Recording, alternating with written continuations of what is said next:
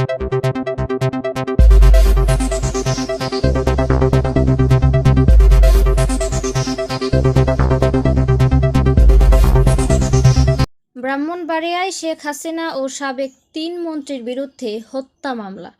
ব্রাহ্মণবাড়িয়ায় ২০২১ সালে হেফাজত ইসলামের বিক্ষোভের সময় সশস্ত্র বাহিনীর সঙ্গে সংঘর্ষে নিহতের ঘটনায় সাবেক প্রধানমন্ত্রী শেখ হাসিনা সহ ৩ সাবেক মন্ত্রীর বিরুদ্ধে হত্যা মামলা করা হয়েছে। নিহত জহিরুল ইসলামের ভাই বাবুল মিয়া বাদী হয়ে বুধবার মধ্যরাতে মামলাটি করেন বলে জানিয়েছেন ব্রাহ্মণবাড়িয়া সদর মডেল থানার ওসি মোফাজ্জল হোসেন। বাবুল মিয়া সদর উপজেলার সহিলপুর গ্রামের বাসিন্দা।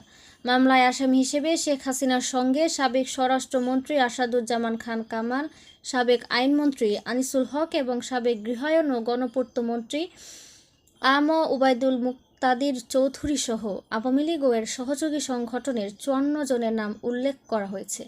এছাড়া অজ্ঞাত আরও ২০০ জনকে এই মামলায় আসামি করা হয়েছে। এজাহার সূত্রে জানা গেছে, ২০২১ সালের ২৬ মার্চ ভারতের প্রধানমন্ত্রী নরেন্দ্র মোদীর বাংলাদেশ সফরের বিরোধিতা করে ব্রাহ্মণবাড়িয়ায় বিক্ষোভ করে হেফাজত ইসলাম। সেদিন মামলায় উল্লেখিত আসামিদের নির্দেশে আওয়ামী লীগের নেতাকর্মীরা আন্দোলনকারীদের উপর হামলা করে।